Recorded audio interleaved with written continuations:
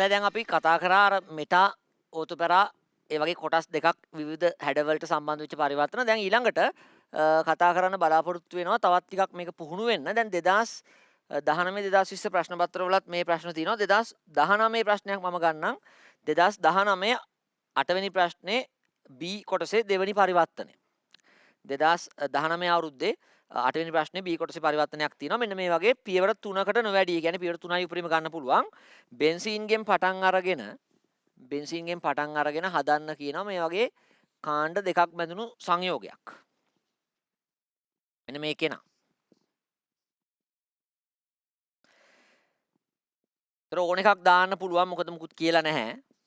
පිටතින් අපට අවශ්‍ය ඕනම සංයෝගයක් පාවිච්චි කරන්න පුළුවන්. හැබැයි පියවර 3කට නොවැඩි කිව්වහම උපරිම පියවර ගන්න පුළුවන් 3යි. පියවර 3ෙන් කරන්න ඕන මේ පරිවර්තනය. එතකොට කොහොමද දැන් බෙන්සීන්ගෙන් පරිවර්තනයක් පටන් අරන් දුන්නොත් කොහොමද ලේසි නේයි? අපි බෙන්සීන්ගෙන් පටන් ගන්න කියලා ඉගෙනුවේ ප්‍රතික්‍රියා කීපයයිනේ. එක්කෝ ක්ලෝරීන් සම්බන්ධ කරන්න, බ්‍රෝමින් සම්බන්ධ කරන්න, ඒ වගේ Br2 Fe Br2 යන්නේ වගේ ප්‍රතික්‍රියාවක්. එහෙම නැත්නම් නයිට්‍රෝකරණේ සාන්ද්‍ර නයිට්‍රික් සාන්ද්‍ර සල්ෆරික් දාදී NO2 කාණ්ඩය සම්බන්ධ කරන එක. එහෙම නැත්නම් අර නිර්ජල AlCl3 සමග හැලජන සංයෝගයක් දාලා හැලජන් කාබන් බෙන්සීන් කාබන්ට සම්බන්ධ කරන ප්‍රතික්‍රියාවක්. ඉතින් මෙතන ඔයාලට බොහොම ලේසියෙන් පේන්න තියෙනවා මේක දැක්ක ගමන් බෙන්සීන්ට CH3 සම්බන්ධ කරන්න පුළුවන් කොහොමද? CH3Cl නිර්ජලීය AlCl3 දැම්මට පස්සේ. බෙන්සීන්ට CH3CH2 සම්බන්ධ කරන්න පුළුවන් කොහොමද? බෙන්සීන්ට CH3CH2Cl නිර්ජලීය AlCl3 එක දැම්මට පස්සේ. ඒතර ඔයාලට හිතෙන්න පුළුවන් අනේ පියවර දෙකකින් කරන්න පුළුවන් නේද කියලා. පියවර 3කට නොවැඩි කොහම 3ක් උපරිම ගන්න පුළුවන්. ඔයාලට හිතෙන්න පුළුවන් පියවර දෙකයි නේද? මුලින්ම CH3Cl දාලා CH3 සම්බන්ධ කරගෙන ඊට පස්සේ දාමු කියලා CH3CH2Cl අවස්ථා දෙකේදීම නිර්ජල AlCl3 අවශ්‍ය වෙනවා. ඔයාලට හිතේ පියවර දෙකෙන් මේක ඉවරයි නේද කියලා. නමුත් එහෙම කරොත් ඉතින් වැරදි. ඇයි? ඔයා අමතක කරා මේ හැඩතලේ. දැන් කවුරුත් දන්නවා බෙන්සීන්ට CH3 සම්බන්ධ කරන්න CH3Cl නිර්ජලීය AlCl3 එක දාන්න. හැම කෙනෙක්ම දන්නවා CH3CH2 බෙන්සීන්ට සම්බන්ධ කරන්න. ඔයාලට තියෙන්නේ නිර්ජලීය AlCl3 එක CH3CH2Cl දාන එක නේද? ඒක හැම කෙනෙක්ම දන්න කාරණයක්. ඒතර මෙතන ඊට වඩා දෙයක් බලාපොරොත්තු වෙන උත්තරේදී මොකද්ද? මෙන්න හැඩතලය. මේ එක මුල්ලක් කර එක මුල්ලක් නම් කාබන්ලට මේ බෙන්සීන්ගේ කාණ්ඩ සම්බන්ධුනේ මොකද්ද ඒ හැඩතලේ මොකද්ද ඒ මොඩල් එක? මෙටා කතාවක් නේද මේ තියෙන්නේ. එතකොට දැන් එක ළඟම නම් කාබන් එක ළඟම තැන් දෙකක නම් ඕතෝ විදිය. එකක් විරුද්ධ පැත්තේ අනිත් කෙනා නම් පැරා විදිය. එකක් අතෑරලා අනිත් කෙනා නම් කාබන්. එක කාබන් කෙනෙක් අතෑරලා අනිත් කාබන් නම් මේ මුල්ලක් අතෑරලා අනිත් මුල්ල නම් අන්න මෙටා මොඩල් එක මෙටා හැඩතලය. ඒතර මේක ඒකයි මම කියන්නේ බෙන්සීන්ට කොටස් දෙකක් බැඳිලා නම් බෙන්සීන්ට කාණ්ඩ දෙකක් බැඳිලා නම් ඔයා හොඳටම ඔලුවට ගන්න ඕනේ මොකද්ද මුලින්ම හිතන්න ඕනේ මේක ඕතෝ පැරාද මෙටාද කියන එක. පැහැදිලිද? ඉතින් මෙටා කතාවක් මෙතන තියෙන්නේ මේ එක මුල්ලක් අතෑරලා අනිත් මුල්ල නම් මේ එක කාබන් කෙනෙක් අතෑරලා අනිත් කාබන් නම් මෙටා හැඩතලයට තමයි මේ කාණ්ඩ සම්බන්ධ වෙලා තියෙන්නේ. එතකොට මෙටා යමුකාරකත් ගොඩක් නෑනේ. මෙටා යමුකාරක තුනනේ අපි සිලබස් එකේ පාඩම් කරේ. NO2 නයිට්‍රෝ කාණ්ඩේ මෙටා මෙතනට ගැලපෙන්නේ නෑ. COOH බලමු මෙතන තනි කාබන් කෙනෙක් ඉන්න කොටසක් තියෙනවා. නමුත් COOH ඉතින් එතකොට එහෙම වුණොත් විපර්යාස වලට ලක් කරන්න ගියම් පියවර ගන්න වැඩියෙන් යනවා. ද්විත්ව බන්ධනයේ ඕ වෙනත්. ඉතින් හරියටම හරියන්න කාබන් දෙකක් තියෙනවා නම් COCH3 දාගත්තා නම් අන්න මෙටා යමුකාරකේ. පැහැදිලිද? COOH උත් හරි. නමුත් බලන්න අන්තිම උත්තරේ COOH නෑනේ. ඒ COOH කාණ්ඩ එක ඉතින් ඔක්සිජන් ගලවලා තව ඉස්සරහට ගිහලා ගොඩක් පියවර යනවා. එහෙම කරන්න ගියොත් එහෙම. ඒතකොට ඔයාලට තේරෙන්න ඕනේ එහෙනම් මේකේ මෙටා කෙනා තමයි කවුද? මේ කාබන් දෙකේ මෙටා කෙනා කවුද? C ද්විත්ව බන්ධනයේ O CH3 මම කිව්වේ C ද්විත්ව බන්ධනයේ O OH වලට අමතරව C ද්විත්ව බන්ධනයේ O වෙනත්. COH වෙන්න පුළුවන්, COCH3 වෙන්න පුළුවන්, COCH2 CH3 වෙන්න පුළුවන්. ඔක්කොම මෙටා යමුකාරක C ද්විත්ව බන්ධනයේ O කාණ්ඩ. එතකොට මේකේ මේ මෙටා මොඩල් එකත් එක්ක ඔයාලට තේරෙනවා කොහොමත් මුලින්ම C ද්විත්ව බන්ධනයේ O CH3 කොටස දාගත්තා නම් වැඩේ හරියටම හරි. එයා මෙටා යමුකාරකයක් ඊගාව කෙනාව යොමු කරනවා මෙටා ස්ථානය කරා. දැන් ඔයාලට පැහැදිලිද? මුලින්ම CH3 කාණ්ඩය දාගත්තා නම් ලකුණු බිඳුවයි වැරදි. මොකද හේතුව CH3 කියන්නේ ඕතෝ පැරා යොමුකාරකයක්. CH3 කාණ්ඩය කියන්නේ නෑ ඊගාව කෙනාට මෙටා ස්ථානට සම්බන්ධ වෙන්න කියලා. එයා ඊගාව කෙනාට ආරාධනා කරන්නේ එයාට යොමු කරවන්නේ මොන තැනටද? ඕතෝ හරි පැරා හරි ස්ථානයක් වෙතට. එතකොට ඒකින්ද හරියන්නේ නැහැ මුලින්ම CH3 කාණ්ඩය සම්බන්ධ කරගත්තා නම් ඒක ඕතෝ පැරා යොමුකාරකයක්. ඒක හරියන්නේ නැහැ. හරියන්නේ කවුද? මෙටා යොමුකාරකයක් ඕනේ. එතකොට මෙටා යොමුකාරකෙ මෙතන ඔයාලට ගලප ගන්න පුළුවන්. C ද්විත්ව බන්ධනයේ O CH3 තමයි මුලින්ම ගැලපෙන්නේ. එහෙනම් දාන මේකට බෙන්සීන්ට COCH3 කාණ්ඩ සම්බන්ධ කරන්න හැලජනුත් එක්ක හැබැයි සම්බන්ධ කරන්න. එහෙනම් CH3COCl සමග උත්ප්‍රේරකය දාන්න නිර්ජලීය AlCl3 උත්ප්‍රේරකයත් එක්කම දාන CH3COCl. එතකොට හරි. දැන් අන්න ක්ලෝරින් එක ගලවලා පුළුවන් බෙන්සීන්ගේ කැමති ස්ථානයකට ද්විත්ව බන්ධනය කාබන්ට බැඳෙන්න. ඒක මෙටායම් කාරකයක් තමයි. දැන් අන්න එයා ආරාධනා කරනවා ඊගාවට කවුද අවශ්‍ය අපිට CH3 නේ. අන්න එයා ආරාධනා කරනවා CH3 කාණ්ඩයට බැඳෙන්න කියලා මෙටා ස්ථානයට.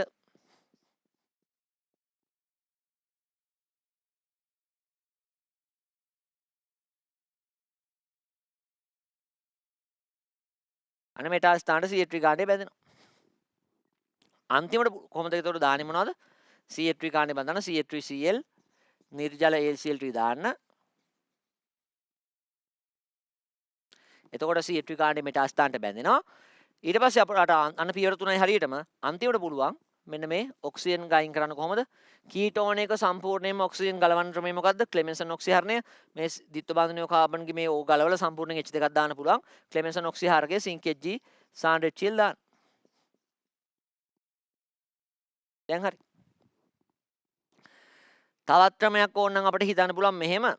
මෙන්න මෙයා තනි කාබන් කෙනා මෙටා විදියට ඕන නම් ගන්න පුළුවන්. මෙන්න මෙහෙම සංයෝගයක් දැම්මනම් මුලින්ම මෙතන COClH කියලා දැම්මනම් එතකොට මේ ක්ලෝරින් ගලවලා COH කියන කාණ්ඩේ බැඳෙනවා. COH කාණ්ඩේ අපිට පුළුවන් ඒක මෙටායම් කාර්යයක් කියලා අරගෙන හිමත් කරන්න තිබුණා. නමුත් ඉතින් වඩා හොඳයි මේ ක්‍රමයට කරා නම්. ඒ කියන්නේ ඒකත් වැරදි නැහැ. කියන්නේ මේ තනි කාබන් කෙනෙකුනුම් මෙටා කෙනෙක් හදා ගන්න පුළුවන් අපිට. COH මං කිව්වේ COOH මෙටායම් කාරකයක්.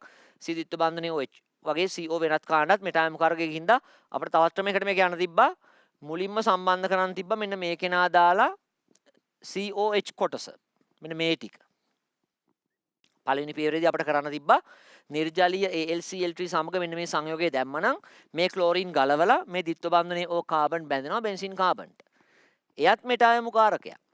එයා ඊළඟ කෙනාව සම්බන්ධ කරවන්නේ ඊළඟ කෙනාට ආරාධනා කරන්නේ මෙටා ස්ථානෙට. ඒකින්ද මෙයා මුලින්ම දාලා COH සම්බන්ධ කරා නම් ඊට පස්සේ අපිට පුළුවන් CH3CH2Cl දාලා CH3CH2Cl දාලා මෙටා තැන්ටේ CH3CH2 කාණ්ඩය සම්බන්ධ කරගන්න. ඊට පස්සේ අපිට අන්තිමට පුළුවන් ක්ලෙමෙන්සන් ඔක්සිහරණය කරලා මේ ද්විත්ව බන්ධනයේ ඕගේ ඔක්සිජන් ගලවලා මොකද ඇල්ඩිහයිඩ් කීටෝන් කාණ්ඩ දෙකේම පුළුවන් ද්විත්ව බන්ධනයේ ඕ ගලවලා ඉවරලා අපිට H2ක් දාන්න. එහෙමත් යන්න තිබුණා නමුත් ඉතින් ඊට වඩා අපිට ලේසියෙන් හිතෙන්නේ මේ ක්‍රමේනේ. මේක දැක්ක ගමන් පේනවා මෙටායම් කාරකයක් මේක දැක්ක ගමන් අපිට පේනවා මේ CH2 CH3 වලට කලින් COCH3 ලිව්වනම් අන්න මෙටායම් කාරකයක් තමයි. නම් C ද්විත්ව බන්ධනයේ OCH3 මෙටායම් කාරකේ සම්බන්ධ කරා මුලින්ම එයා ආරාධනා කරනවා ඊළඟ කෙනාට මෙටා ස්ථානට එන්න කියලා. එහෙනම් අන්න ඊළඟ කොටස CH3 කාණ්ඩේ මෙටා ස්ථානට සම්බන්ධ වුණා. දැන් හරියටම හරි අන්තිමේදී අපි මේ ඔක්සිජන් ගලවලා H2ක් දාගෙන අවසන් උත්තරයට යනවා. දැන් සමහරු මෙන්න මේ වගේ වැඩ කරනවා. දැන් මේ COCH3 මෙටා කෙනා ගත්තට පස්සේ මේකේ ඔක්සිජන් ගලවන්න යන්න එපා. එතකොට මේ මෙටායම් කාරක ගුණය නැති වෙලා යනවනේ. දැන් ඔයා මෙතනට සිංක් Hg සාන්ඩ්‍රෙච්චිල් දාමනම් වැරදි. එතකොට මේ O ගලවලා H2ක් දැම්මට පස්සේ ඒක ඕතපරායම් කාරකයක් CH2CH3 කියන්නේ. CH2CH3 කියන්නේ මෙටායම් කාරකයක් නෙමෙයි ඕතපරායම් කාරකයක්. ඒකින්ද අර නියම වෙලාවේදී මේ පියවරට යන්න ඕනේ. මොකද මෙටා යොමු කාරකේ ලැබුණු ගමන් ඒ අවශ්‍ය අනිත් කෙනා සම්බන්ධ කරන් ඒ හැඩතලේ මොඩල් එක හදාගෙන ඉන්න. මේ මෙටා ජ්‍යාමිතිය හදාගෙන ඉන්න මොකද ඔයාලට කෙලින්ම මේ COCH3 මෙටායම් කාරකයක් නේ. එහෙනම් එයා ලැබුණු ගමන් ඔයා දැනගන්න ඕනේ ඊළඟට අවශ්‍ය කරන කාණ්ඩ සම්බන්ධ කරගෙන මේ මෙටා මොඩල් එක මේ හැඩතලේ හදාගෙන ඉන්න. ඊට පස්සේ පුළුවන් අනිත් පියවරවල ඉතුරු ටික හදාගන්න. බොහොම සරලයි 2019 පරිවර්තන වලට පැහැදිලි දැන් මේ වෙද්දි. ඒ කියන්නේ මේ බෙන්සීන් පරිවර්තන එහෙම අමාරුයි කියලා එකක් නැහැ. හොඳට අර ඕතොපැරා මෙටායමු කාරකවල අවබෝධය තමයි තියෙන්න ඕන. එතකොට එතනත් මහ ලොකු දේවල් ටිකක් නැහනේ. මෙටායමු කාරක 3යි. NO2 C ද්විත්ව බන්ධනයේ OH C ද්විත්ව බන්ධනයේ O වෙනත් කාණ්ඩ. ඒතොර අන්න ඒ වගේ කෙනෙක් නම් මුලින්ම සම්බන්ධුනේ බෙන්සීන්ට ඊළඟට පැමිණෙන කෙනා කවුරු වුණත් පැමිණෙන්න ඕනේ කොයි තැනටද? ඒගොල්ලොන්ගේ සාපේක්ෂව මෙටා ස්ථානයක් කරා. එතකොට අනිත් කට්ටිය බහුතරය ඕතපරායම් කාරක ඒ වෙලාවට ඕතපරායම් කාරක නම් මුලින්ම සම්බන්ධුනේ ඊළඟට පැමිණෙන කෙනා සම්බන්ධ වෙන්න ඕනේ ඕතෝ ස්ථානයකට හරි නැත්නම් පැරා ස්ථානයකට හරි. හැබැයි එක කාණ්ඩයයි වරකට අපි බඳවා ගන්නෙ. ඒතර ඔන්න ඕතපරාය මෙටායම් කාරකත් එක්ක බෙන්සීන්ගේ මූලික ප්‍රතික්‍රියා ටික අපි කතා කරලා ඉවරයි. දැන් යමු බෙන්සීන්ගේ තවත් ප්‍රතික්‍රියා කීපයක් අලුත් ඒවා කීපයක් කියලා දීලා ඊට පස්සේ පරිවර්තන වලට මම එන්නම් ඒවයිනුත් සම්බන්ධ කරගෙන දැන් බෙන්සීන් පරිවර්තන වලදී අපට යම් තැනකදී ඕන වෙනවා මේ බෙන්සීන්ගේ තියෙනවා ඩයසෝනියම් ලවණ සෑදීම කියලා කොටසක්. ටිකක් නම විතරයි 아무තු ඩයසෝනියම් ලවණ කියලා නම විතරයි 아무තු. නමුත් එහෙම ලොකු අමාරු දෙයක් නෙමෙයි. බෙන්සීන් සම්බන්ධ ප්‍රතික්‍රියාවක් වෙනවා ඩයසෝනියම් ලවණ සෑදීම කියලා. ඔය ඩයසෝනියම් ලවණ කියන කෙනා හදන්නේ යොදාගන්නේ මෙන්න මේ සංයෝගය. බෙන්සීන්ට තියෙන්න ඕන NH2 කාණ්ඩයක්. බෙන්සීන්ට තියෙන්න ඕන NH2 කාණ්ඩයක්. බෙන්සීන්ට NH2 කාණ්ඩයක් තිබ්බොත් අපිට පුළුවන් මේකට දාන්න සෝඩියම් නයිට්‍රයිඩ්. පොඩ්ඩක් ඉතින් පාඩම් කරන්න වෙනවා මෙන්න මේ හරිය. NaNO2HCl දාන්න අඩු උෂ්ණත්වයක් අනිවාර්යෙන් 0 සිට 5 සෙල්සියස් අතර අඩු උෂ්ණත්වයක් යොදා ගන්න ඕනේ. 0.5 අතර අඩු උෂ්ණත්වයක් යොදාගෙන දාන්න NaNO2HCl. අන්න එහෙම කරද්දී ওই ඩයසෝනියම් ලවණ කියන එක හැදෙනවා. කාගෙන්ද හදන්නේ? මෙන්න මේ බෙන්සීන්ට NH2 කාණ්ඩයක් තියෙන මේ සංයෝගයෙන්. මෙයාට නමක් කියනවා ඇනිලීන් කියලා. මේක ඇමීනයක්. ඔයා දන්නවා NH2 කියන්නේ ඇමීනයක්, භාෂ්මිකයි මේක ඇමීනයක්. එතකොට ඇනිලීන් කියලා මේකට කියන්නේ. ඇනිලීන් කියන මේ ඇමීනය, මේ ඇනිලීන් යොදාගෙන පුළුවන් මේ ඊගාවට ඩයසෝනියම් ලවණ කියන එක හදන්න. ඒක හදද්දි පොඩ්ඩක් අපිට කටපාඩම් කරන්න වෙනවා. මොකද අර හිතලා ගන්න බෑ. දැන් මේ NaNO2HCl ඒකත් එක මේ උෂ්ණත්වය ඔක්කොම කටපාඩම් කරන්න ඕන. මොකද මෙතන මේ උෂ්ණත්වය අනිවාර්යයි. මේක නොලිව්වොත් ලකුණු දෙන්නේ නැහැ. මොකද මේ උෂ්ණත්වයේ පහට වැඩි වුණොත් එහෙම අඩු උෂ්ණත්වයක් යොදා නොගත්තොත් එහෙම මේකෙන් ලැබෙන ඵලය වෙනස් වෙනවා. ඒකින්ද මේ වගේ තැනකදී උෂ්ණත්වය නොලිව්වොත් ලකුණු දෙන්නේ නැහැ.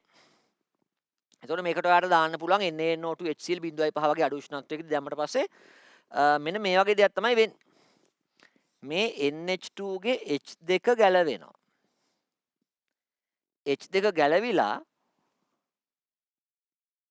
තව N එකක් ත්‍රිත්ව බන්ධනයකින් බැඳෙනවා මෙහෙම. මෙතන ඇත්තටම වෙන්නේ මෙන්න මේ NH2 මේ ඇනිලින් කියන සංයෝගේ බෙන්සීන් NH2 කාණ්ඩයක් තියෙන්නේ. මේකට දානවා සෝඩියම් නයිට්‍රයිඩ් HCl NaNO2HCl 0 සිට 5 අතර අඩු උෂ්ණත්වයක් ඒ කියන්නේ. දැම්මට පස්සේ මොකද වෙන්නේ? මේ NH2 ගේ H2 ගැලවිලා ගිහිල්ලා මෙතනින් N එකක් මෙතනට ත්‍රිත්ව බන්ධනයකින් හයි වෙනවා. එතකොට ඔයා ලුයිස් විහ් පාඩමෙත් දන්නවා මේ බන්ධන හතරක් තියෙනට ප්ලස් එකක් ලැබෙනවා කියන එක.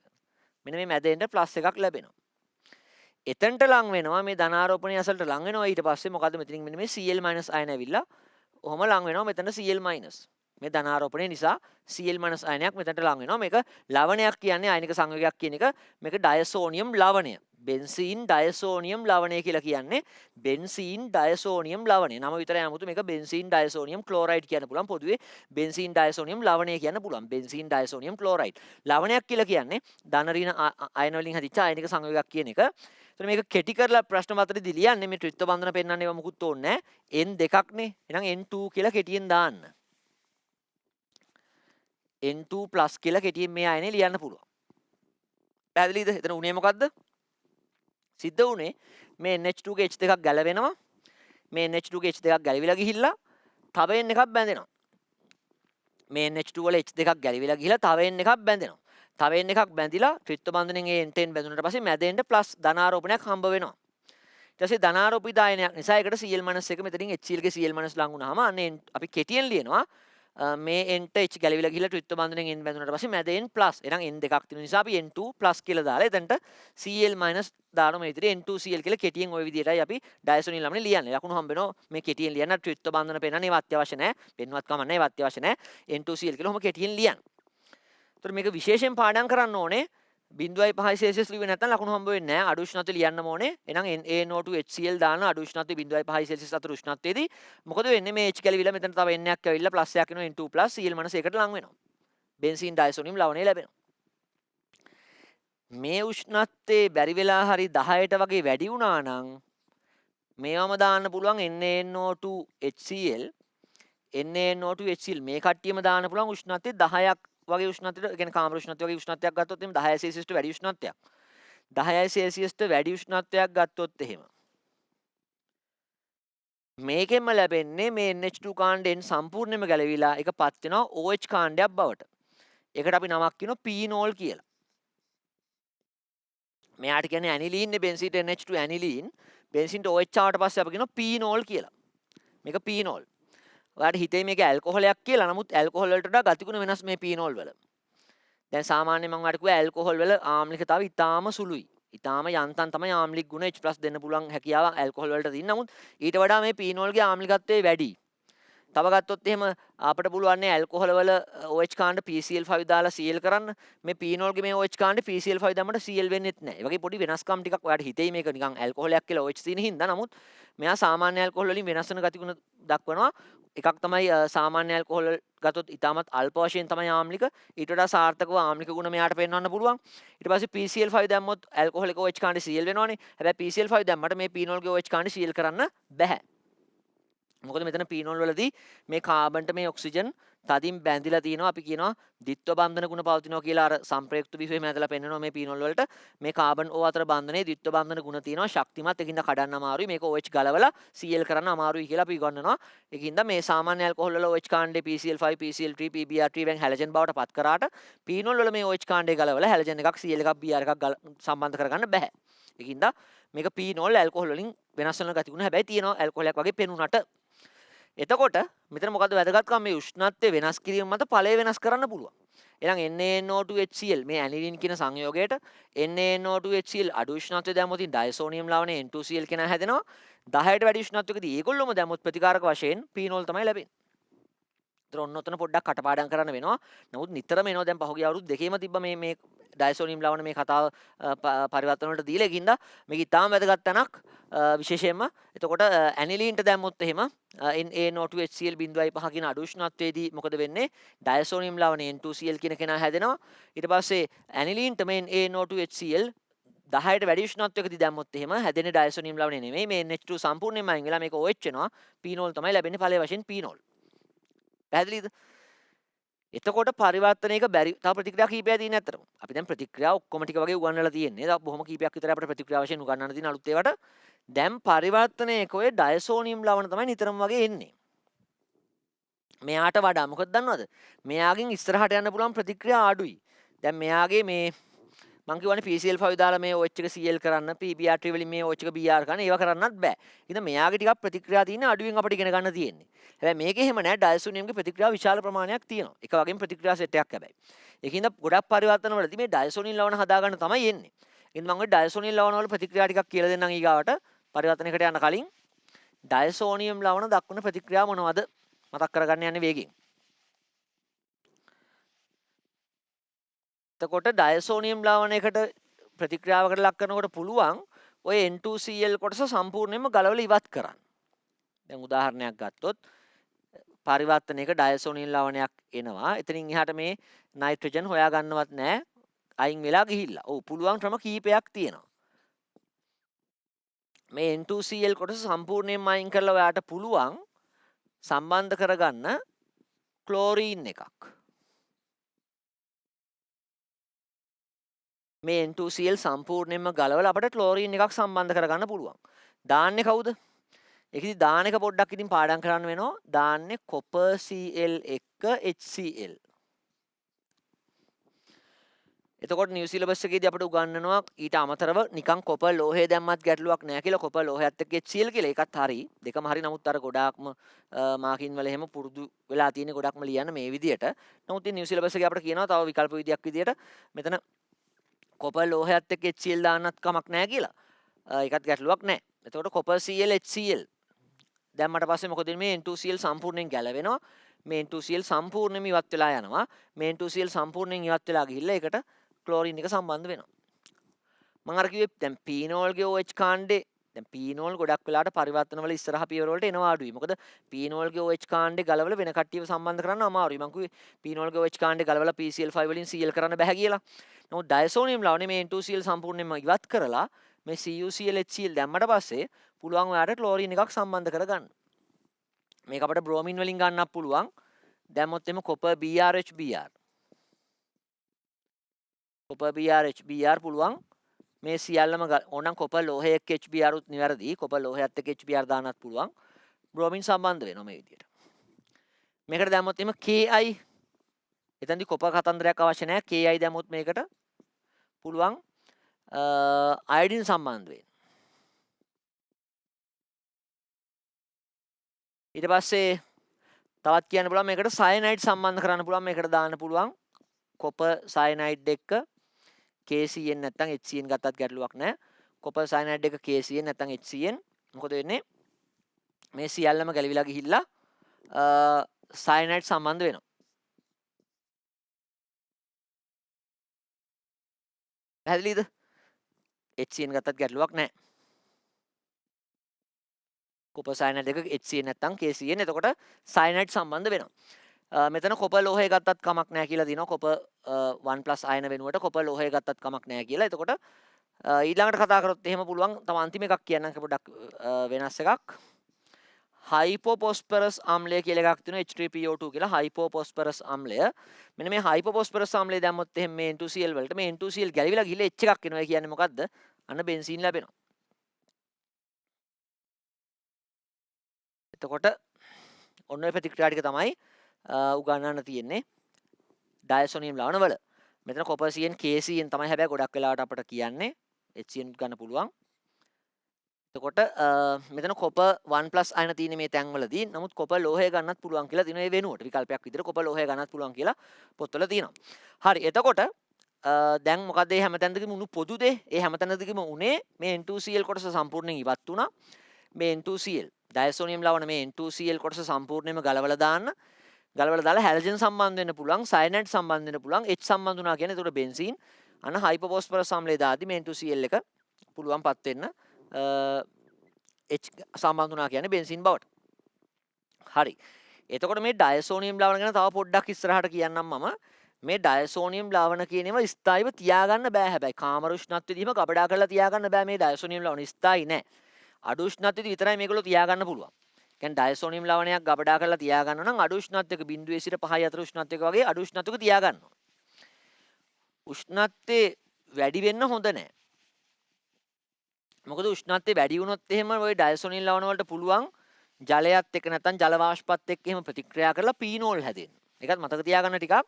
ඒ කියන්නේ ඩයසෝනියම් ලවණ හදද්දි ඒකයි අඩු උෂ්ණත්වයක් භාවිතා කරේ. ඩයසෝනියම් ලවණයක් හදද්දි අපි අඩු උෂ්ණත්වයක් භාවිතා කරේ ඒකයි. කියන්නේ උෂ්ණත්වය වැඩි වෙද්දි ඩයසෝනියම් ලවණයක් තියාගන්න බෑ. කියන්නේ 0.5 සෙල්සියස් කියලා දාන්නේ ඒකයි ඩයසෝනියම් හදද්දි. මොකද උෂ්ණත්වය වැඩි වුණොත් එහෙම ප්‍රතික්‍රියා මාධ්‍යයේ තියෙන ජලය හරි ජල වාෂ්ප හරි අවටින් මොනවා හරි ජලයත් එක්ක ප්‍රතික්‍රියා වෙන්න පුළුවන් ඩයසෝනියම් ලවණයට ප්‍රතික්‍රියා වෙලා පීනෝල් ලබා දෙන්න පුළුවන්. එතකොට ඩයසෝනියම් ලවණයකට පුළුවන් ජලයත් එක්ක ප්‍රතික්‍රියා වෙලා පීනෝල් හදන්න. ඒකින්ද ඩයසෝනියම් ලවණ ස්ථායි වෙන්නේ අඩු උෂ්ණත්වයේ විතරයි. අඩු උෂ්ණත්වයේ ගැටලුවක් නැහැ තියාගන්න පුළුවන්.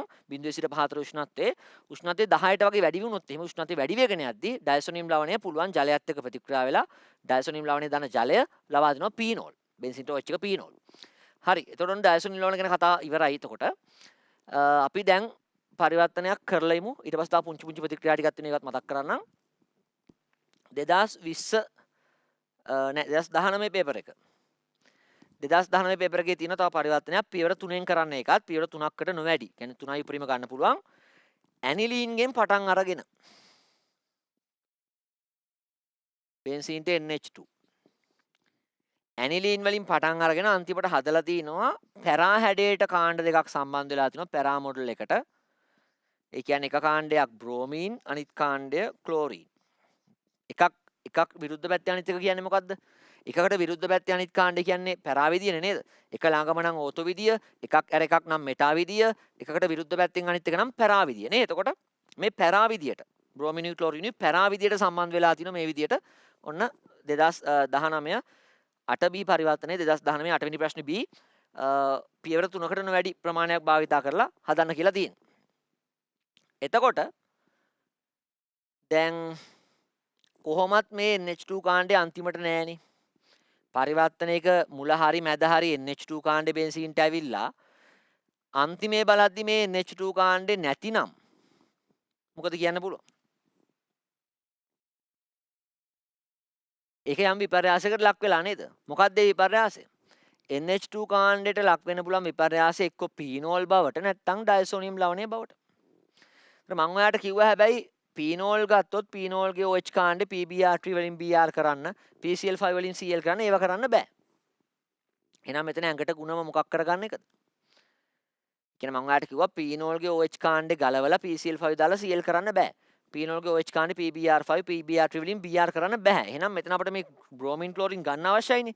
එහෙනම් ඇනිලීන් වලින් පීනෝල් හදන්න යන්න එපා. කොහොමද ඔප්ෂන් දෙකයිනේ තියෙන්නේ මොකද්ද? එක මාර්ගයක් තමයි ඇනිලීන් වලින් පීනෝල් ගන්න එක. අර වැඩි උෂ්ණත්වයකදී. 10ට වැඩි උෂ්ණත්වයකදී. නැත්නම් ඇනිලින් වලින් ඩයසොනියම් ලවණය ගන්න එක.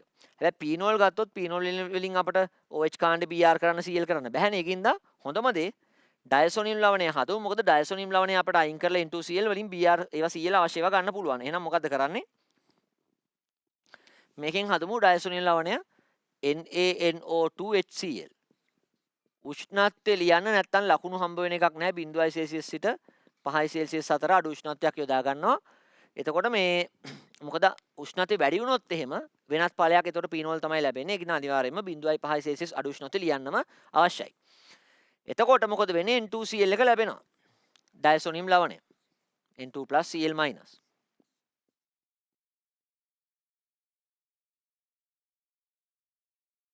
ඩයසොනියම් ලවණය ලැබෙනවා. දැන් ඉතින් අපිට ක්‍රම දෙකකට මේක කරන්න පුළුවන්. ඕන නම් මේ N2Cl කොටස බ්‍රෝමීන් කරන්නත් පුළුවන්. නැත්නම් ඉතින් ඒක අනිත් පැත්ත උඩයට මාරු කරාම ක්ලෝරින් කරත් ගැටලුවක් නැහැ. කැමැත්තක් දෙකම හරි. උත්තර දෙකක් තියෙනවා. මොකක්ද? එක්ක අපිට පුළුවන් ඕන නම් මේ N2Cl කොටස බ්‍රෝමීන් කරන්න. නැත්නම් පුළුවන් Cl කරන්න, දෙකම හරි. එතකොට අපිට පුළුවන් මෙතන මම බ්‍රෝමීන් කරන්නම් N2Cl කොටස බ්‍රෝමීන් කරන්න මම කොපර් Br එක HBr දානවා. නැත්නම් කොපර් ලෝහයත් එක්ක HBr දාන්නත් පුළුවන්. කොපර් Br HBr නැත්නම් කොපර් ලෝහයත් එක්ක HBr. එතකොට N2Cl ගැලවිලා ගිහිල්ලා බ්‍රෝමීන් එක ඉතුරු වෙනවා. ඕනනම් අපිට කොපර් Cl HCl දැම්ම නම් නැත්නම් කොපර් ලෝහයත් එක්ක HCl දැම්ම නම් මොකද වෙන්නේ? එහෙනම් ක්ලෝරින් එක. මේක අනිත් පැත්තට ගහන්න. එතකොට කිසි ප්‍රශ්නයක් නැහැ. හරි. මොකද මුලින්ම බ්‍රෝමීන් ගත්තා නම් ඊට පස්සේ ක්ලෝරින් ගන්න. මෙතන ඔයා CuCl HCl දාලා ක්ලෝරින් ගත්තා නම් ඊට පස්සේ අන්තිම පියවරේදී බ්‍රෝමීන් එක ගන්න. මොකද කිසිම ගැටලුවක් නැහැ. මේ පැරාවිදිනේ තියෙන්නේ.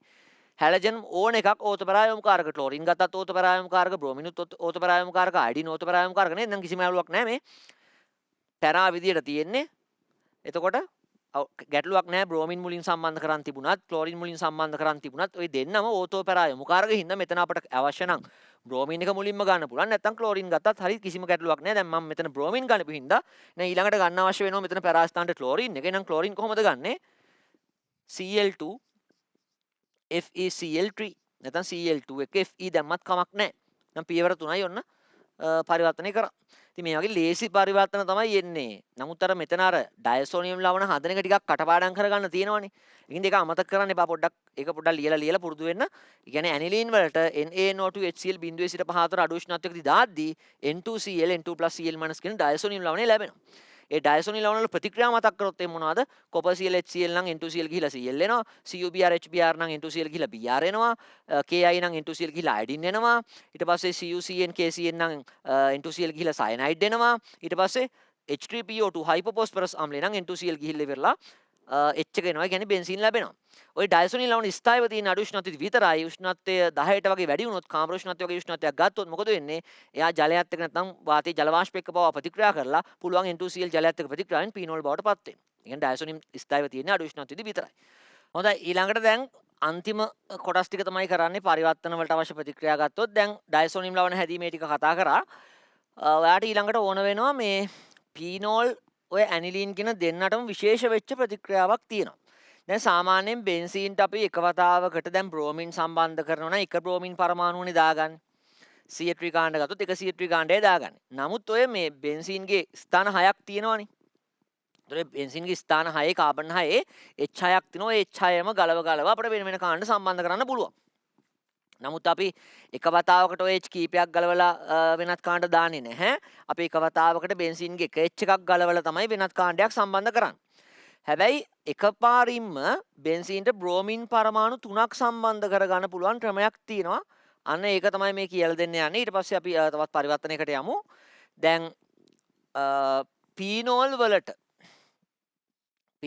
වලට දැම්මොතින් බ්‍රෝමින් ජලීය මාධ්‍යයේ බ්‍රෝමින් වලට අපි කියනවා බ්‍රෝමින් දියර කියලා. වතුරේ දී කරපු බ්‍රෝමින් දියර කියලා කියනවා. ජලීය Br2 කියන්නත් පුළුවන්, Br2 දියර කියන්නත් පුළුවන්. එතකොට ජලීය Br2 දාද්දී පීනෝල් වලට මොකද වෙන්නේ? බ්‍රෝමින් 3ක් එක සැරේ සම්බන්ධ වෙනවා. සාමාන්‍යයෙන් අපි FeBr3 එක Br2 නැත්නම් ඒ වගේ CH3Cl නිර්ජලීය AlCl3 ප්‍රතික්‍රියාවලදී වරකට එක කාණ්ඩයනේ සම්බන්ධ කරන්නේ. එක වතාවකදී අපි එක කාණ්ඩයයි සම්බන්ධ කරන්නේ. බ්‍රෝමින් උනත් අපි කීපයක් දාන්නේ එකයි සම්බන්ධ කරන්නේ. එතකොට දැන් මෙතනදී පුළුවන් අපිට බ්‍රෝමින් පරමාණු 3ක් එක වතාවෙම බ්‍රෝමීන් 3ක් බෙන්සීන්ට සම්බන්ධ කරන්න මොකක්ද කරන්නේ? පීනෝල් වලට දානවා ජලීය Br2. ඒ කියන්නේ බ්‍රෝමීන් දියර කියන්නත් පුළුවන්, ජලීය Br2 කියන්නත් පුළුවන්. මොකද වෙන්නේ? දැන් මෙයා මෙටායම් කාරකයක් නෙමෙයිනේ. OH කාණ්ඩේ මෙටායම් කාරකයක් නෙමෙයි. මං කිව්වේ මෙටායම් කාරක 3යිනේ. NO2 කාණ්ඩය, සීදිත්ව බන්ධනයේ OH COOH කාණ්ඩය, ඒ කියන්නේ සීදිත්ව බන්ධනයේ වෙනත් කාණ්ඩය. ඒ තුන තමයි මෙටායම් කාරක කියලා කිව්වේ. ඒ හැර අනිත් බහුතරය ඔක්කොම නෙමෙයි කලාතුරකින් තව මෙටායම් කාරක තියෙන්න පුළුවන්. නමුත් අපි ඉගෙන ගන්න සීමාවේ අනිත් බහුතරය මොනවද? ඕතෝපැරා යොමු කාරක. එතකොට එහෙනම් OH කාණ්ඩෙත් ඕතෝපැරා යොමු කාරකයක් තමයි. දැන් මෙතෙන්දී අර උත්ප්‍රේරක අවශ්‍ය නැහැ. Br2 Fe Br2 උත්ප්‍රේරකය අවශ්‍ය නැහැ. නිකම්ම ජලීය Br2 දාද්දී මෙයා ඕතෝපැරා යොමු කාරකයක්. අපි සාමාන්‍යයෙන් ඕතෝ එක ස්ථානයකට හරි නැත්නම් පැරා ස්ථානයකට හරි එකයිනේ බ්‍රෝමින් දාන්නේ. මෙතන එහෙම නැහැ. කෙලිම මේ ඕතෝ තැන් දෙකටයි පැරා තැනටයි තුනටම බ්‍රෝමීන් 3ක් සම්බන්ධ වෙනවා. ඒ කියන්නේ මේ ඕතෝ ස්ථානවල සහ පැරා ස්ථානවල තියෙන H ගලවන ගමන් බ්‍රෝමීන් ආදේශ වෙනවා, බ්‍රෝමීන් සම්බන්ධ වෙනවා. මේකේ ගත්තොත් මේ ඵලය අපි ඔය රසායනික වෙන්කර හඳුනා ගන්න පරීක්ෂා කියලා උගන්වන්නේ ඕගනික් වල කාබනික සංයෝග වෙන්කර හඳුනා ගැනීම කියලා. එතනදිත් උගන්වන මේක ඇත්තටම සුදු පාට අවක්ෂේපයක්. මෙහෙම බ්‍රෝමීන් 3ක් සම්බන්ධ වෙච්ච මේ ඵලය ගත්තොත් සුදු පැහැති අවක්ෂේපයක්. එතකොට පුළුවන් ඔයාට පීනෝල් වලට දාන්න ජලීය Br2, ඒ කියන්නේ බ්‍රෝමීන් දියර කියලාත් අපි කියනවා. දාද්දි මොකද වෙන්නේ? මෙහෙම බ්‍රෝමීන් 3ක් ගන්න පුළුවන් විශේෂ අවස්ථාවක්. සාමාන්‍යයෙන් නිකම් බෙන්සීන්ට අපි මෙහෙම ලියන්නේ නැහනේ. FeBr3 එක Br2 වැඩිපුර දැම්ම කියලා අපි බ්‍රෝමීන් 3ක් සම්බන්ධ කරන්නේ නැහනේ. අපි බෙන්සීන්ට Br2 FeBr3 දාද්දි එක බ්‍රෝමීන් කෙනයි සම්බන්ධ කරන්නේ. අපි Br2 FeBr3 වැඩිපුර ප්‍රමාණයක් දැම්ම කියලා මේ බ්‍රෝමීන් 3ක් සම්බන්ධ කරන්න එහෙම යන්නේ නැහැ. නමුත් මෙතනදී පීනෝල් වලට ඔයා ජලීය Br2 දාද්දි එතන උත්ප්‍රේරකයක් කියලා අවශ්‍ය වෙන්නේ නැහැ. FeBr2 උත්ප්‍රේරකයක් අවශ්‍ය වෙන්නේ නැහැ. පීනෝල් වලට මේ ජලීය Br2 දානකොට මෙන්න මේ ඕතෝ තැන් දෙකටයි මේ ස්ථාන තුනටම මොකද වෙන්නේ? බ්‍රෝමින් ආදේශ වෙනවා, බ්‍රෝමින් සම්බන්ධ වෙනවා. මේක ගත්තොත් එම සුදු පැහැති අවක්ෂේපයක් මේ ලැබුණු ඵලය. ඇනිලින් වලටත් ඇනිලීනුත් ඔය නිරීක්ෂණය ওই විදිහටම දෙනවා. ඒ කියන්නේ ඇනිලින් වලටත් පුළුවන් බෙන්සීන් NH2 එයාත් ඕතෝපැරායම කාරකයක්. මොකද මෙටා කෙනෙක් නෙමෙයිනේ. ඇනිලින් වලටත් මේ ජලීය Br2 නැත්නම් Br2 දියර දාද්දි මොකද වෙන්නේ? මෙන්න මේ ඕතෝ ස්ථාන දෙකටයි පැරා ස්ථානෙටයි තැන් තුනටම බ්‍රෝමින් සම්බන්ධ වෙනවා. ඒකත් ඇත්තටම සුදු පැහැති අවක්ෂේපයක්. එතකොට පීනෝල් වලට ජලීය Br2 දැම්මත් සුදු පාට අවක්ෂේපයක් දෙනවා. බ්‍රෝමින් 3ක් අඩංගුයි. ඇනිලින් වලට ජලීය Br2 දැම්මත් ඒත් සුදු පාට අවක්ෂේපයක් දෙනවා. බ්‍රෝමින් 3ක් අඩංගුයි. එහෙනම් ඔන්න ඔයගේ බ්‍රෝමින් 3ක් තියෙන සිද්ධියක් පරිවර්තනයක ආවතින් අපට මතක් වෙන්න ඕනේ. පීනෝල් වලට ජලීය Br2 දාදි Br3ක් ඕතෝපැරා තැන් තුනටම සම්බන්ධ වෙනවා. ඇනිලින් වලට Br2 ජලීය Br2 දාදිත් ඕතෝපැරා තැන් තුනටම Br3ක් සම්බන්ධ වෙනවා. එතකොට ඔන්න ඔය කාරණාව මතක තියාගන්න. විශේෂ අවස්ථා දෙකක් මේ දෙක. පීනෝල් සහ ඇනිලින් දෙන්නම ජලීය Br2 එක මෙහෙම බ්‍රෝමින් 3ක් අඩංගු ඵලයක් දෙනවා. මේ ඵල ගත්තොත් සුදු පැහැති අවක්ෂේප මේ දෙන්නම සුදු පාට අවක්ෂේප. හරි. එතකොට ඔන්න ඔය දේ සම්බන්ධ කරලා පරිවර්තනයකට යමු. 2020 ගිය අවුරුද්දේ පේපර් එකේ මෙන්න මේක අහලා තිබුණා. ඔය බ්‍රෝමීන් කීපයක් සම්බන්ධ වෙච්ච කතාව. ඊට කලින් අවුරුද්දකත් ප්‍රශ්නයක් තිබුණා. ඔය විදිහට නිතරම ප්‍රශ්න ලැබෙන කොටසක් මේක. ඒතකොට අන්න ඒ වගේ පරිවර්තනයක් බලමු. ඔය ප්‍රතික්‍රියා දෙකත් සම්බන්ධ කරගෙන බලමු පරිවර්තනයක් තව එකක්. මුලින්ම ගන්න 2019 පේපර් එක 2021 ගන්නකො. 2020 පේපර් එකේ බලන්න 8B ප්‍රශ්නේ මුලින්ම තියෙන පරිවර්තනය. 2020 A level පේපර් එකේ 8B ප්‍රශ්නයේ පළවෙනියටම තියෙන පරිවර්තනය 8B වල එක කොටස. එතකොට තියෙනවා පහත පරිවර්තනයේ පියවර 3කට නොවැඩි. ඒ කියන්නේ උපරිම පියවර 3යි ගන්න පුළුවන්. පටන් අරන් තියෙනවා ඇනිලීන් වලින්. පටන් අරන් තියෙනවා බෙන්සීන්ට NH2, ඒ කියන්නේ ඇනිලීන්.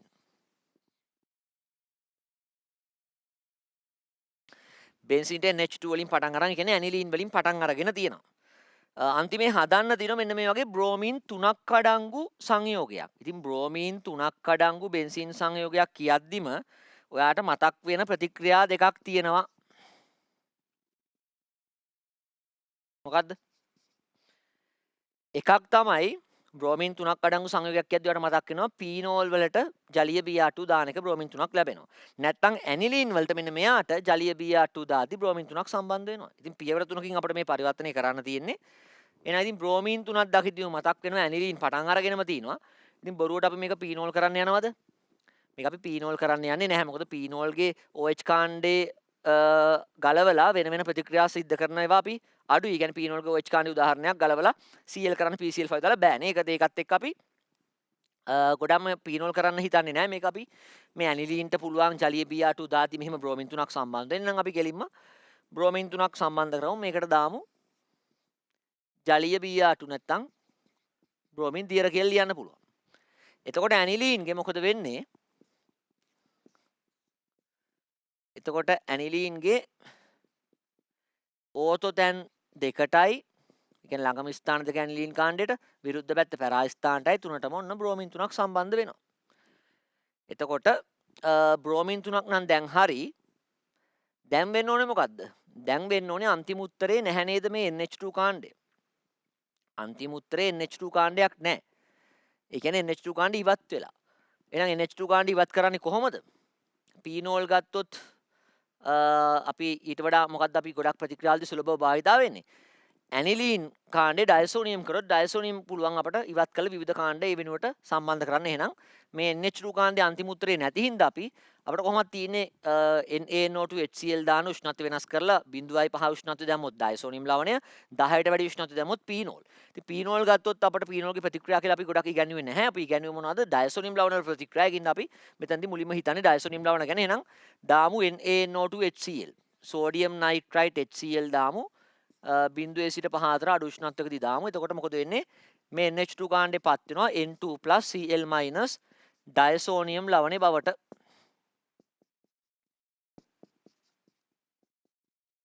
පැහැදිලිද? එතකොට දැන් අන්තිමට වෙලා තියෙන්නේ මේ N2Cl ඉවත් වෙලා, ඒ කියන්නේ H එකක් නැවිලා තින්නේ. මුකුත් නැහනේ, මුකුත් බ්‍රෝමින් නැවිලත් නැහැ, ක්ලෝරින් නැවිලත් නැහැ, සයනයිඩ් මුකුත් නැහැ. එහෙනම් ඩයසෝනියම් ලවණයෙන් කොහොමද N2Cl ගලවලා H එකක් දාන්නේ? කියන්නේ අන්න හයිපෝෆොස්ෆරස් අම්ලයේ H3PO2 දැම්මනම් හරි, H3PO2 දැම්මට පස්සේ ගෙලින්ම යාට මේ N2Cl ඉවත් වෙලා මේ N2Cl ගලවලා H එකක් දාන්න පුළුවන්. ඒතකොට බ්‍රෝමින් 3 විතරයි. පැහැදිලිද? මේකම තමයි මෙහෙම ලිව්වත් මෙහෙම ලිව්වත් මේකම තමයි. බලන්න කොහොම ගත්තත් එකක් කර එකක් නේ බ්‍රෝමින් තියෙන, එක මුල්ලක් කර එක මුල්ලක් නේ. මෙහෙම ලිව්වත් සමානයි, දෙකම සමානයි. මේ කොහොම හරි මේ එක මුල්ලක් කර එක මුල්ලක් බ්‍රෝමින් තියෙනවා. මෙන්න කාබන් කෙනෙක් එකක් කර එකක් බ්‍රෝමින් සම්බන්ධ වෙලා තියෙනවා. පැහැදිලිද කියන එක? මෙන්න මේ තැන් දෙකටයි මෙතනටයි මෙහෙම දැම්මත්, මෙහෙම මේ තැන් දෙකටයි මෙහෙම දැම්මත් මේ බ්‍රෝමින් තුන මේකම තමයි. කරකවල බලන්න. මේක පොඩ්ඩක් කරකවන්නකො. මේ මුඩ පැත්තේ මෙහෙම කරකවන්න යද්දී වලට තේරෙනවා. හරිද? මේ බ්‍රෝමින් එක මෙහෙම යටින් ලියලා මෙහෙම දෙපැත්තෙන් මේ බ්‍රෝමින් දෙක දැම්මත් මේ කොහොම ගත්තත් මේ එක මුල්ලක් කර එක මුල්ලක් කාබන්ලට තමයි බ්‍රෝමින් සම්බන්ධ වෙලා තියෙන්නේ. මේ බලන්න. මේ දෙකම එකයි. එහෙම ගැටලුවක් නැහැ. එතකොට හරි. එහෙනම් මොකද්ද අපි කරේ? N2Cl කොටස අයින් වෙලාම ගිහිල්ලා අපිට පුළුවන් ඕන නම් N2Cl ගලවලා copper BrHBr නම් බ්‍රෝමින් දාන්න, copper ClHCl නම් ක්ලෝරින් දාන්න, copper CnKCl නම් සයනයිඩ් දාන්න, Ki නම් අයඩින් දාන්න, H3PO2 නම් N2Cl ගලවලා H එකක් දාන්න. මෙතන වෙලා තියෙන්නේ N2Cl ගලවලා H ආපුගේ. එතකොට මේ හැම ස්ථානෙම H එකක් බැගින් තියෙනවා. එතකොට හරියටම හරිය නම් මෙතනටත් අපිට මෙතන කොහොමත් H තියෙනවා, මෙතන H තියෙනවා, මෙතන N2Cl ගලවලා H දැම්මට පස්සේ අපිට මේ උත්තරේ තමයි නම් හයිපෝෆොස්ෆරස් අම්ලයේ H3PO2 දාන්න අන්තිම ස්ටෙප් එකේදී. ඒතර බොහොම ලේසි පරිවර්තන මේක 2020 ගිය අවුරුද්දේ ප්‍රශ්නේ. එතකොට මතක තියාගන්න මේ වගේ බ්‍රෝමින් 3ක සිද්ධියක් ආවොතින් ඔයාට විභාගේ ප්‍රශ්න පත්‍රයේ මතක් වෙන්නේ එක්ක ඇනිලීන්ට ජලීය Br2 දාන එක, නැත්නම් පුළුවන් ඔයාට පීනෝල් වලට ජලීය Br2 දාන එක. ඒ විදිහට මේ අවස්ථා දෙකේදීම බ්‍රෝමින් 3ක් සම්බන්ධ වෙනවා. පැහැදිලිද? ඊළඟට තව පුංචි ප්‍රතික්‍රියා ටිකක් මම කියාගෙන යන්නම්. මේවා ඒ තරම්ම පරිවර්තන වලට වැදගත් වෙන ඒවා නම් නෙමෙයි. මම හැබැයි වත් ටිකක් කියලා දෙන්නම්. හැබැයි දැන් පරිවර්තන වලට වැදගත් වෙන තව ප්‍රතික්‍රියා කීපයක් අපට ඔය රසායනිකව වෙන් කර හඳුනා ගන්න පරීක්ෂණ වලදීත් හම්බ වෙනවා. එහෙනම් මුලින් පොඩ්ඩක් ඒ ටික කියලා ඉන්නම්කෝ. ඒ ටික කියලා ඊට පස්සේ මම ඔය පොඩි වැඩි වැදගත් නොවන කෙටි ප්‍රශ්න වලට එහෙම කලාතුරකින් ඕන වෙන ප්‍රතික්‍රියා ටිකක් තියෙනවා. ඒවත් කියලා දෙන්නම්. ඒකත් එක්ක තව පරිවර්තනයක් අපි අන්තිමට බලමු. මේ ඔක්කොම ටික උගන්වලා ඉවර වෙලා. දැන් රසායනිකව වෙන් කර හඳුනා ගන්න පරීක්ෂා කියලා තියෙනවානේ. අන්න ඒ වැඩි සමහරක් තැන්වලදී ප්‍රතික්‍රියා අපට වැදගත් වෙනවා. ඒතර මම ඒවයි ප්‍රතික්‍රියා ඇච්චර වැදගත් වෙන්නේ නැති ඒවා නිකන් වචනෙන් කියන්නම්. ප්‍රතික්‍රියා වැදගත් වෙන ඒවා මම ලියලා පෙන්නන්නම්. කියන්නේ කාබනික සංයෝග එකිනෙකින් වෙන් කර හඳුනා ගැනීමේ පරීක්ෂා. දැන් උදාහරණයක් ගත්තොත් අපිට මුලින්ම මම පොඩි දැනකින් පටන් අරන් කියන්නම්. අපට පුළුවන් ඔය ඇල්කයින වල ආම්ලික H තියෙන ඇල්කයිනයි ආම්ලික H නොමැති ඇල්කයිනයි වෙන් කරලා හඳුනා ගන්න. අර සෝඩියම් දාන එක සෝඩමයිඩ් දාන එක ඒකත් අතර නමුත් විශේෂ ප්‍රැක්ටිකල් එකක් විදිහට පරීක්ෂණයක් විදිහට අපි කියනවා ආම්ලික H අඩංගු ඇල්කයින එකට යෙදුවොත් එහෙම ඇමෝනිය සිල්වර් නයිට්‍රේට්. ආම්ලික H අඩංගු ඇල්කයින එකට යෙදුවොත් එහෙම ඇමෝනිය AgNO3. අපි ඒකට තව නමක් කියනවා ටොලන්ස් ප්‍රතිකාරකය කියලාත්. ඇමෝනිය කියන්නේ ඇමෝනියා මාධ්‍ය තුල ජලීය ඇමෝනියා එක Ag+ මිශ්‍ර වෙලා හදනවා. අපි ඒක ඉනෝගනික් වලදී අතරම උගන්වන්නේ මෙන්න මේ ඇම්මීන් සංකීර්ණ කියලා ඉනෝගනික් වල උගන්වනවා. ඩයිඇම්මීන් සිල්වර් 1 අයන් කියන මෙන්න මේ සංකීර්ණ අයනය. ඒ කියන්නේ Ag+ NH3 සමග එකතු වෙලා හදන සංගත සංකීර්ණයක්. ඒ කියන්නේ සිල්වර් නයිට්‍රේට් ද්‍රාවණයකට NH3 යවුවොත් එහෙම ඒ Ag+ සමග NH3 එකතු වෙලා අපි කියන එකට ඇමෝනිය සිල්වර් නයිට්‍රේට්. සිල්වර් ප්ලස් එක NH3 එකතු වෙලා හදන සංගත සංකීර්ණයක් මෙන්න මේක නා ඩයිඇම්මීන් සිල්වර් 1 අයන් කියන මේක අපිට ඉනෝගනික් වලදී තමයි ඩීගොන විදිහ හම්බ වෙන්නේ. මම දැන් ඒකන විස්තර කියන්නේ නැහැ කින්දා. ඇමෝනිය AgNO3 නැත්තම් තව නමක් කියනවා ටොලන්ස් ප්‍රතිකාරකය කියලා. ඔන්න ටොලන්ස් ප්‍රතිකාරකය නැත්තම් ඇමෝනිය AgNO3 මෙන්න මේ Ag+ සමග NH3 අණු දෙකක් එකතු වෙලා හදපු සංකීර්ණ අයනය. එයා තමයි අඩංගු වෙන්නේ.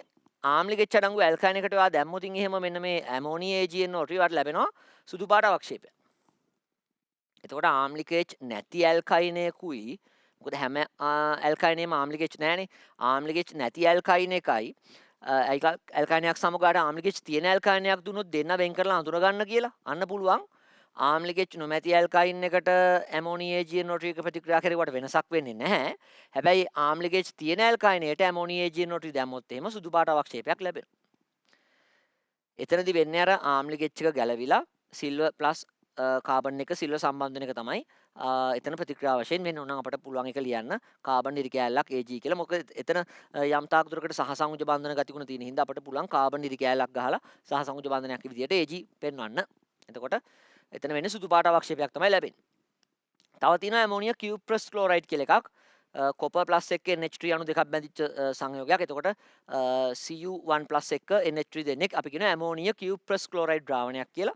ඔනේ ඇමෝනියා කියුප්‍රස් ක්ලෝරයිඩ් එක ප්‍රතික්‍රියා කරොත් එහෙම ආම්ලික H අඩංගු ඇල්කයිනයක් ඔයාලට පුළුවන් ගඩොල් රතු පාට අවක්ෂේපයක් ලබා ගන්න. එතකොට ඔන්න ආම්ලික H අඩංගු ඇල්කයින හඳුනගන්න විශේෂ පරීක්ෂා කියලා උගන්වනවා.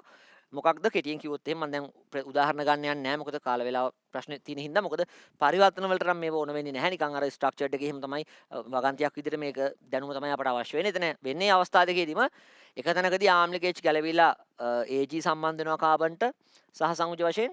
අනිත් ස්ථානදී ආම්ලික H ගැලවිලා කාබන්ට සහසංයුජ වශයෙන් කොපර් සම්බන්ධ වෙනවා. එතකොට ගොඩක් පොත්පත්වල තියෙන්නේ සහසංයුජ බන්ධනයක් පෙන්නලා කාබන් එක Ag කාබන් එක Cu දාලා.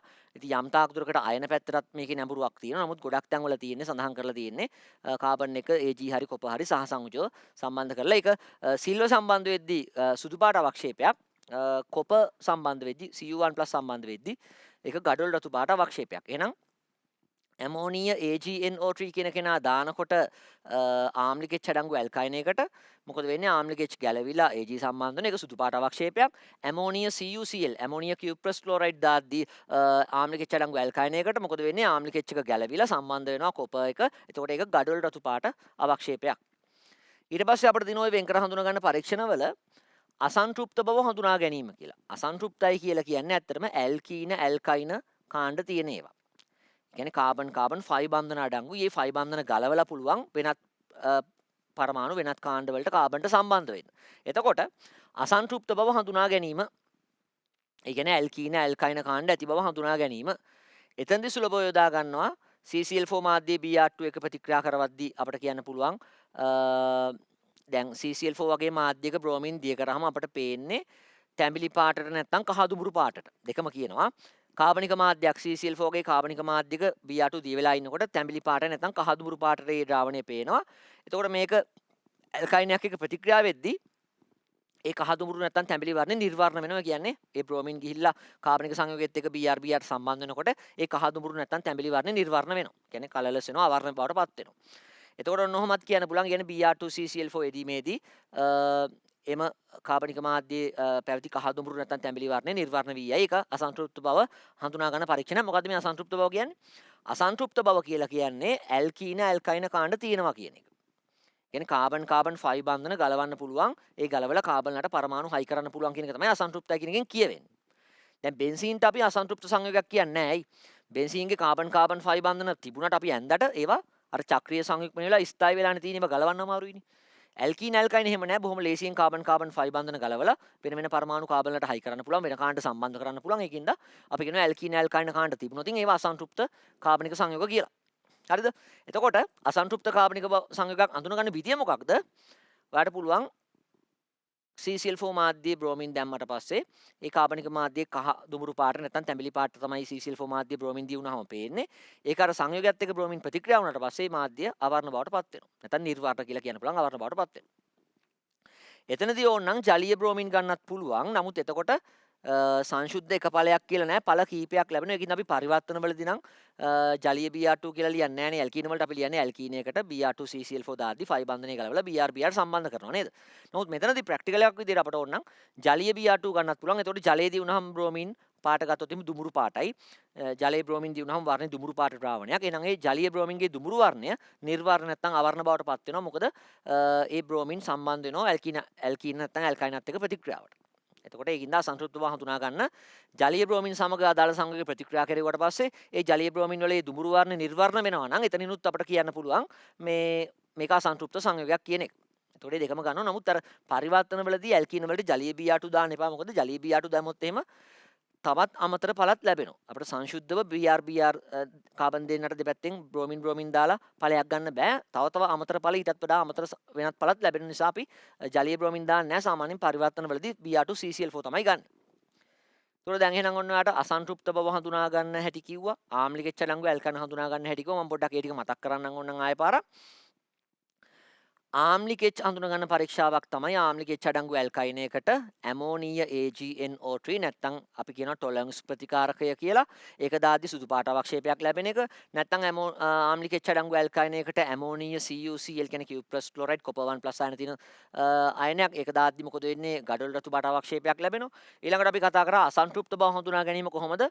එක්ක ජලීය Br2 දාන්න පුළුවන් නැත්නම් Br2 CCl4 මාධ්‍ය දාන්න පුළුවන්. එහෙම දාද්දි ඒ මාධ්‍ය වර්ණය නිර්වර්ණ බවට පත් වෙනවා අසන්තෘප්ත සංයෝගයත් එක්ක. ඒ කියන්නේ ඇල්කීන ඇල්කයින කාණ්ඩත් එක්ක මේ Br2 ප්‍රතික්‍රියා වෙන එක නිසා. ඊළඟට විශේෂයෙන්ම අපිට වෙන් කර හඳුනා ගැනීම වලදී හම්බ වෙනවා ලූකස් පරීක්ෂාව කියලා එකක්.